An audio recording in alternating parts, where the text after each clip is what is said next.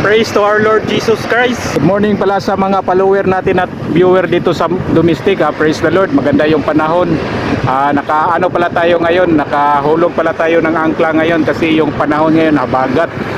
Maganda ngayon kapag magdaking ka kasi itulak ka sa hangin na habagat padikit. Ang mahirap lang yung undaking kasi itulak ka pa rin na mahirapan ka lalabas, ibalik ka sa pantalan, kaya naghulog pala tayo ng angkla. Okay lang yan kapag walang okay lang yan kapag meron tayong tugboat.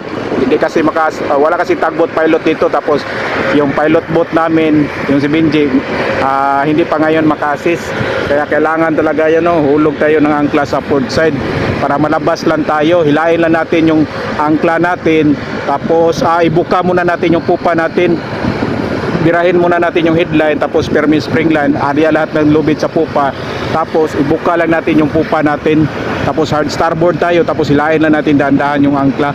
Mga 2 shackle sobra, mga 2.5 shackle yung nahulog natin dito, medyo malayo kaunti para malayo lang tayo dito sa pantalan kasi itulak kasi tayo sa hangin yan. Tapos kapag mga 1 shackle o half shackle na lang, i-drag na lang natin dahan-dahan papunta doon para malabas tayo. Kasi kapag ganito malakas yung hamihan, habagat, mahirap na kasi ilabas.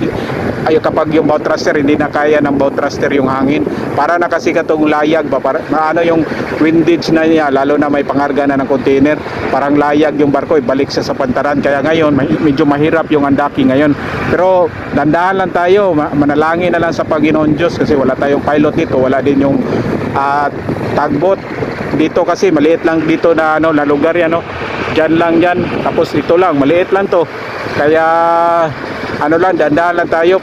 Applicable lang to dito, pwede lang to dito sa mga maliliit na barko katulad namin.